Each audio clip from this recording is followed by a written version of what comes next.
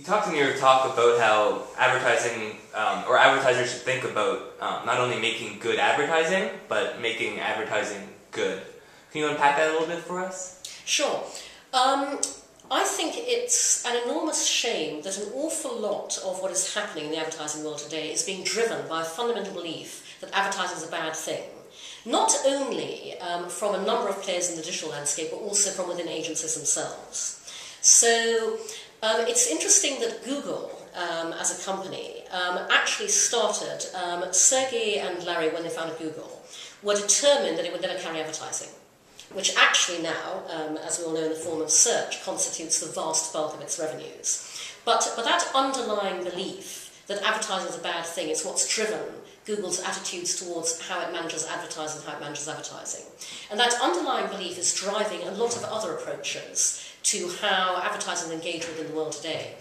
I believe that advertising at its most powerful can absolutely be a force for good in very interesting ways. My own venture, IfWeRanTheWorld, is built around my belief.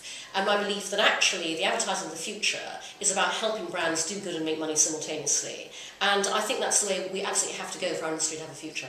So I wanted to ask you about that. If We Ran the World is a forum for people to take their big ideas and basically help them come into fruition by tapping into the crowd. Where do brands come in here? How can brands help their customers turn intentions into actions? Right. So first of all, If We Ran the World is not just about turning big ideas into action, it's about turning little ideas into action. It's about turning any good intention you have, however small and tiny, into action. If Facebook is the social graph and Twitter is the interest graph, I designed If We Ran the World to be the action graph. And I very deliberately designed it as a for-profit venture, because I observe that non-profits get marginalised in the same way that corporate social responsibility divisions within businesses get marginalised. As in, oh, those are the chaps that give our PR folks something to talk about, or we'll get on over here where the hardcore business is making money. Until you bring those two things together, nothing's going to change. And so I want to help brands and companies see how they can actually integrate social responsibility and business with action programs they can invite their consumers into that are all about doing good and making money simultaneously.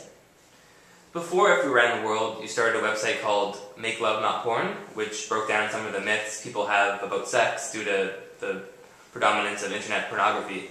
And before that, you were chairman at the advertising agency BBH. What would you say all these gigs have in common? What's the common thread in all these different ventures that you've been involved with? The common thread in everything that I'm involved in is when I come across something I feel strongly about, I do something about it.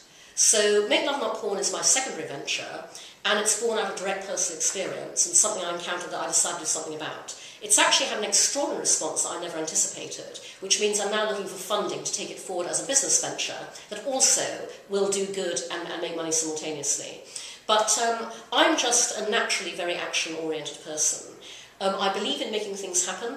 I totally believe in be the change you want to see, at a very low tolerance level for people who whinge and whine about stuff and never do anything to change it. So when I come across things that I believe need changing, whether they are the advertising industry, or intentions that never turn into action, or porn as sex education in a bad way, I do something about it.